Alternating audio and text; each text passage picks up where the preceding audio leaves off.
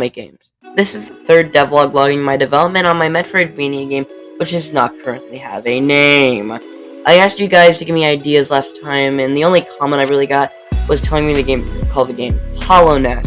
Fortunately, I have 150 hours in Hollow Knight, so he could not fool me. But seriously, names for the game would be genuinely helpful. But with that out of the way, let's get into the video. According to my time management sheet, most of the time working on this game was spent fixing a wall jump. This was because I wanted to add the new art to the game. I imported my new player character, resized him to make him like the right size, and this caused my ground check to be too low, basically breaking the entire jumping system, including the wall jump. I almost came up and used a pre-made asset until I realized why this was an issue and promptly fixed it. But the game definitely looks better, so it was worth it. Next up, I started to make a heads-up display of your health and making it scale correctly, and it's just a bit of pain in the butt. It just doesn't work. You go from like 3x4 to 16x9, not 16x9, like 9x16 or whatever these stupid aspect ratios are. It just didn't work. Till it did. So it finally happened. It only took like 1 hour today, but much longer the previous days. I finally got health working. This has been a pain. Scaling this is still kind of janky, but it's getting there, which is really what I've been working on.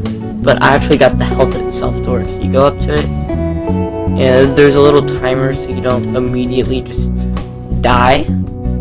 And when it comes to adding more health, because there's obviously going to be health ups in the game, I can direct the effect that. So for instance, health right now is at 2. So if I set it to 5, it fills up. But if I set number of hearts to the full amount that's going to be in the game, maybe, might be more, 8, you can see that they all pop up there. So you can fill them. The sprite's a little janky still, but it works.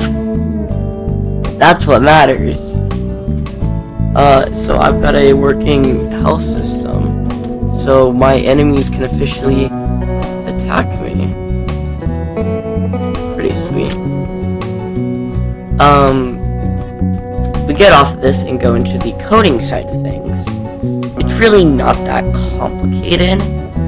This basically loops through a list of sprites, the health sprites, and it basically says, should this be displayed or not, and should it be displayed as empty or full. Nothing crazy.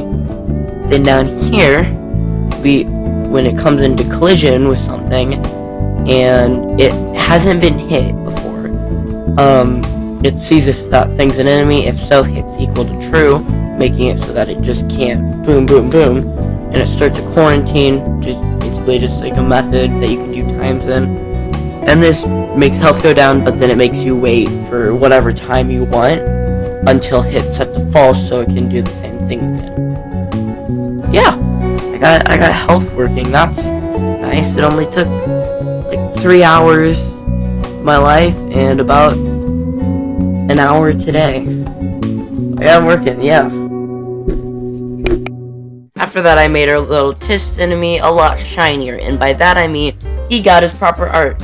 This is the baby Barkley, the first of many enemies in the game. This little guy is one of the first concepts I made up with, thinking of it even before the player did. So to see him moving around the little stage and stuff is cool. Also, I think it's kind of cute, so I like that. And yeah, I also spent a fair bit of time making a little Barkley friend so he doesn't shove us around. So I made it when he hits you, you can go through him without him chasing you. This just is going to act as kind of some of your iframes where you aren't just immediately dying because of it. And that's about it. Not too much to talk about, because most of what I've been doing is planning out the development of the game, writing the story, and getting everything in place so I can make the game. But you know, I'm not gonna just spoil basically the entire game, because that would suck. But yeah, make sure to join my Discord server and my Twitch. I do stream from time to time, as those are the best ways to contact me and talk to me.